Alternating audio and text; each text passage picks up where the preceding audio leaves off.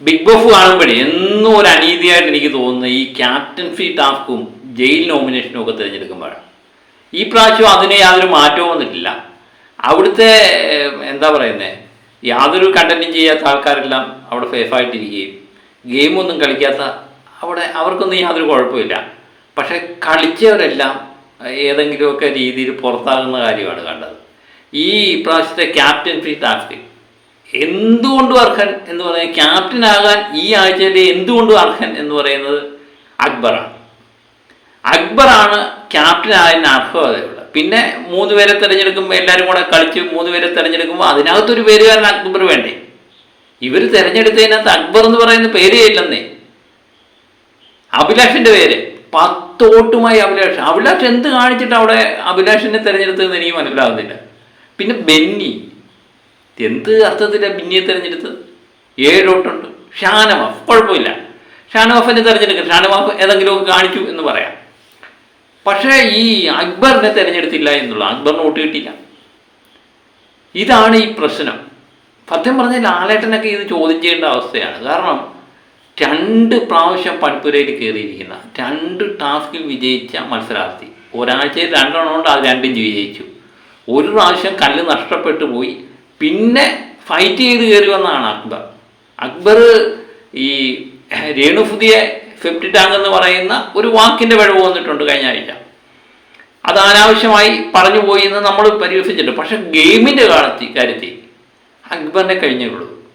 ആദ്യമേ പടിപ്പുരയിൽ കയറി എല്ലാവർക്കും വേണ്ടി എടുത്തുകൊണ്ട് വന്നു കഴിഞ്ഞാൽ അവസാനം സംഭവിച്ചത് എന്താ? അനീഷ് എന്ന് പറയുന്ന ക്യാപ്റ്റൻ കിടന്ന് പറഞ്ഞു ഇതുപോലെ അതെല്ലാം തിരിച്ചെടുക്കണം. എടാ ഭയങ്കര പോക്കേടല്ലേ ഇത്രയും കഷ്ടപ്പെട്ടിട്ട്. എന്നാൽ അനീഷിക്ക് മത്സരിച്ചങ്ങ് ജയിച്ചിട്ട് കയറി അങ്ങ് എടുത്തുകൊണ്ട് വരുന്നത്.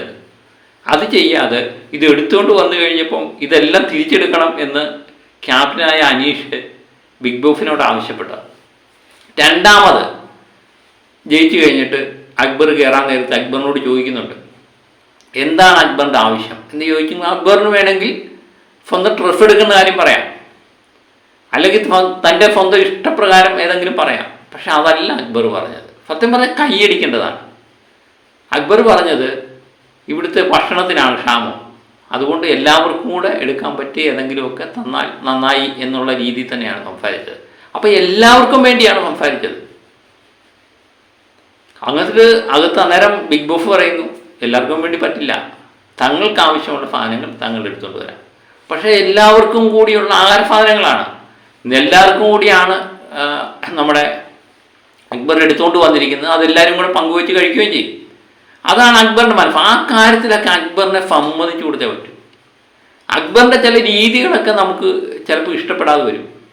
അനാവശ്യമായ സംസാര രീതി, നാക്കാണല്ലോ പ്രശ്നം. പക്ഷേ ഗെയിമിൻ്റെ കാര്യത്തിൽ അക്ബർ പൊളിയാണ്, പറയാതിരിക്കാൻ നിർവാഹമില്ല. ഇത്രയൊക്കെ ചെയ്തിട്ട് അക്ബറിന് അവിടുത്തെ മത്സരാർത്ഥികളുടെ കയ്യിൽ നിന്ന് കിട്ടിയതെന്താ? ആരും നോമിനേറ്റ് ചെയ്തില്ല എന്നുള്ളതാണ്. ഈ കാര്യത്തോടെ എടുക്കും. പാലം കിടക്കുമ്പോഴും നാരായണ, പാലം കിടന്നു കഴിഞ്ഞാൽ ഊരായണ, ആ അവസ്ഥയാണ് ഞാൻ കണ്ടത്. അപ്പോൾ സത്യം പറഞ്ഞാൽ ബിഗ് ബോസ് ചെയ്യേണ്ടതെന്ന് പറഞ്ഞാൽ ഈ പ്രാവശ്യം മത്സരമൊന്നും നടത്തേണ്ട കാര്യമില്ലായിരുന്നു. 2 പ്രാവശ്യം ജയിച്ച, ആകെ 2 മത്സരമേ ഉള്ളായിരുന്നു, 2 പ്രാവശ്യം ജയിച്ച അക്ബറിനെ തന്നെ ക്യാപ്റ്റനായിട്ട് തിരഞ്ഞെടുക്കണമായിരുന്നു. പക്ഷേ അക്ബർ പേര് വരും എന്നൊക്കെയാണ് പ്രതീക്ഷിച്ചത്. അക്ബർ ഒരു പേര് വന്നിരുന്നെങ്കിൽ നിശ്ചയമായിട്ടും അക്ബർ തന്നെ ജയിക്കുകയും ചെയ്തത്. അർഹതയുള്ള 3 പേര്, ഷാനവാഫ് കുഴപ്പമില്ല എന്ന് പറഞ്ഞ് ഞാൻ പറഞ്ഞില്ലേ, അക്ബർ പറ്റും. അല്ലെങ്കിൽ ആര്യൻ ഗെയിമിൽ, കല്ല് ഗെയിമിലൊക്കെ മികച്ച പ്രകടനമൊക്കെ കാഴ്ചവെച്ച ആര്യൻ, ഇവർ 3 പേരും പങ്കെടുത്ത കുഴപ്പമില്ലായിരുന്നു. അതിൽ അക്ബർ തന്നെ ജയിക്കുകയും ചെയ്തേനെ. അത് നല്ല ഫൈറ്റായിരുന്നു. ഇപ്പം ബെന്നി അഭിലാഷിനെയൊക്കെ എന്തിനാ? അഭിലാഷിന് 10 വോട്ട്. എന്താ അഭിലാഷ് അവിടെ കാണിച്ചു കൂട്ടുകയെന്ന് നമുക്ക് യാതൊന്നും മനസ്സിലാവുന്നില്ല. എന്തിനു വേണ്ടി തിരഞ്ഞെടുത്തു എന്ന് മനസ്സിലാവുന്നില്ല. ജയിൽ നോമിനേഷനെ പറഞ്ഞു വിട്ടത് അനുവിനെ ശരത്തിനെ, കുഴപ്പമില്ല എന്ന് പറയാം. എന്നാലും അനുവിനെ ശരത്തിനേക്കാളും അവിടെ ഒന്നും ചെയ്യാത്ത ഒത്തിരി ആൾക്കാരുണ്ട് അല്ലേ? ഇപ്പം ഇത് കണ്ടപ്പോൾ എനിക്ക് തോന്നിയത് എന്താണെന്നറിയാമോ? ആദ്യ റൗണ്ടിൽ തന്നെ പുറത്തായ ആൾക്കാരെല്ലാം വളരെ നന്നായി എന്ന് തോന്നുന്നു. അവരെല്ലാം സൂചിച്ച് അവിടെ ഇരിപ്പുണ്ട്. പ്രത്യേകിച്ച് ജോലിയൊന്നും ചെയ്യണ്ട, ടാസ്ക് ചെയ്യണ്ട, ആഹാര സാധനങ്ങൾ എടുക്കണ്ട, യാതൊരു പ്രശ്നവുമില്ല. ഈ കഷ്ടപ്പെട്ട് ഇതെല്ലാം കഷ്ടപ്പെട്ട് ഒരു പ്രാവശ്യം തൻ്റെ കല്ല് നഷ്ടപ്പെട്ടു പോയിട്ട് പിന്നെ നോമിനേഷന് വന്നു, പിന്നെ ഫൈറ്റ് ചെയ്ത് വന്ന ഫൈറ്റർ അക്ബർ ഉണ്ടല്ലോ, അക്ബർ ഇതെല്ലാം ചെയ്ത് അവർക്കുള്ള ആഹാര സാധനങ്ങളും ഉണ്ടാക്കി കൊടുത്തു കഴിഞ്ഞപ്പോൾ അക്ബർ നോമിനേഷൻ വന്ന് അക്ബറിനെ ആർക്കും ഇഷ്ടമല്ല. ഇതൊന്നും ചെയ്യാതെ ആദ്യത്തെ റൗണ്ടിൽ തന്നെ പുറത്തായവർ കുറച്ച് പേരുണ്ട്. അവരെല്ലാം കൂടി ഇതെല്ലാം കൂടെ കണ്ട് നോക്കിക്കൊണ്ടിരിക്കുന്നു. കിട്ടുന്ന ആഹാരവും കഴിച്ച് വളരെ ഒരു ജോലിയും ചെയ്യേണ്ട സുഖമായിട്ട് അവിടെ ഇരിക്കാം. ഇതാണ് ഞാൻ ഇന്നലെ കണ്ടപ്പോൾ ഇന്ന് കണ്ടപ്പോൾ എനിക്ക് തോന്നിയത്. സത്യം പറഞ്ഞാൽ മോശപ്പെട്ട രീതിയാണ്. സത്യം പറഞ്ഞാൽ ആദ്യത്തെ ആഴ്ച തന്നെ ലാലേട്ടൻ വരുമ്പം ഇതിന് കൃത്യമായിട്ട് ചോദ്യം ചെയ്യണം. ഇനി ഇത് ആവർത്തിക്കാൻ പാടില്ല. ഇവിടെ ആയിരുന്നു 8-7 പണി ബിഗ് ബോസ് കൊടുക്കേണ്ടത്. സത്യം പറഞ്ഞാൽ ബിഗ് ബോസ് എന്തുകൊണ്ട് 7 പണി ഇവിടെ കൊടുത്തില്ല എന്ന് എനിക്കറിയില്ല. നമ്മൾ എല്ലാ പ്രാവശ്യം കണ്ടുവരുന്ന ഗെയിം കളിക്കുന്നവരെല്ലാം ഇവർ തഴയും. മത്സരാർത്ഥികളാണല്ലോ തിരഞ്ഞെടുക്കുന്നത്. അവസാനം ഇവരാരെയെങ്കിലുമൊക്കെ തിരഞ്ഞെടുക്കും. തിരഞ്ഞെടുത്തതിന് ശേഷം അവർക്ക് ഇഷ്ടപ്പെടുന്ന ആൾക്കാർ സ്നേഹം പിടിച്ചു പറ്റുന്ന, ഇപ്പം രഞ്ജിത്തിനെ തിരഞ്ഞെടുത്താൽ പോലും അത്ഭുതപ്പെടാനില്ലായിരുന്നു. ഒരുപക്ഷെ രഞ്ജിത്തിനെ തന്നെ തിരഞ്ഞെടുത്തു. രഞ്ജിത്ത് പക്ഷേ ഇതിനകത്ത് വന്നിട്ട് 8 പേരിനകത്ത് രഞ്ജിത്ത് വന്നിട്ടില്ലായിരുന്നു. അല്ലെങ്കിൽ രഞ്ജിത്തിനെ തിരഞ്ഞെടുത്തേനെ. അപ്പം അതാണ് അവസ്ഥ. ഇപ്പം അനുവിനെയും ശരത്തിനെയാണ് തിരഞ്ഞെടുത്തത്. അവിടെ എന്തെങ്കിലുമൊക്കെ ചെയ്ത് പ്രസൻറ്റ് കാണിച്ചത് അനുവും ശരത്തും ഉണ്ട്. അതിനേക്കാൾ പ്രശ്നക്കാർ ആൾക്കാർ, മിണ്ടാത്ത പോലെയുള്ള ആൾക്കാർ ഇവിടെ അതിനകത്തുണ്ട് എന്നുള്ളതാണ്. അവരെയും തിരഞ്ഞെടുക്കാതെ ജയിലിലേക്ക് അവരെയും പറഞ്ഞു വിട്ടു. പോട്ടെ, അവർ മോശം എന്താണ് ജയിൽ നോമിനേഷനിൽ നമ്മൾ അത്ര വിമർശനം ഉന്നയിക്കുന്നില്ല. പക്ഷേ ഇത് ക്യാപ്റ്റൻസി ടാസ്ക് ഒരു രക്ഷയില്ല. അക്ബർ എന്ന് പറയുന്ന ആ വ്യക്തി തന്നെയായിരുന്നു കഴിഞ്ഞ ആഴ്ചത്തിലെ താരമെന്ന് നിശ്ചയമായിട്ടും പറയാം. അക്ബറിനെ വിട്ട് ക്യാപ്റ്റൻസി ടാസ്കിൽ തിരഞ്ഞെടുത്തില്ല. ഇതിനകത്ത് ഏറ്റവും വലിയ പ്രശ്നം എന്താ പറയുക, ഈ ജോലിയെല്ലാം ചെയ്യണം, ചെയ്തെല്ലാം വന്നിട്ട് ഈ പണിപ്പുര എന്ന് പറയുന്ന സ്ഥലത്ത് 20 സെക്കൻഡേ ഉള്ളൂ. അവിടെ ഈ 500 രൂപയുടെ സാധനം എടുക്കണം.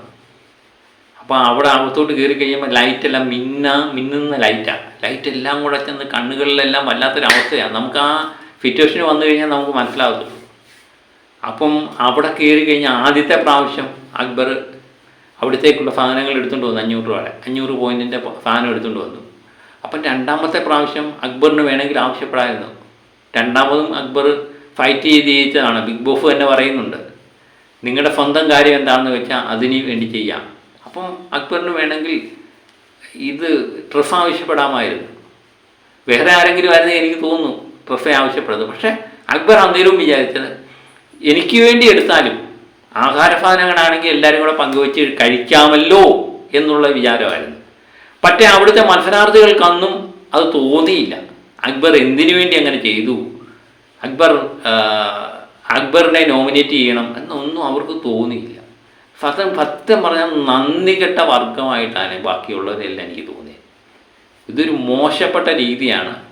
ലാലേട്ടൻ വരുന്ന എപ്പിസോഡിൽ കൃത്യമായിട്ട് ഇതിനെപ്പറ്റി ചോദ്യം ചെയ്യണം എന്ന് മാത്രമേ ഉള്ളൂ എനിക്കുള്ള അപേക്ഷ.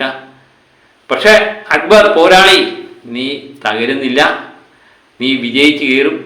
എനിക്ക് തോന്നുന്നു ഈ നാക്കും കൂടെ അല്പം അടക്കി നിർത്തി കഴിഞ്ഞാൽ അക്ബർ മികച്ചൊരു പോരാളി തന്നെയാണ്.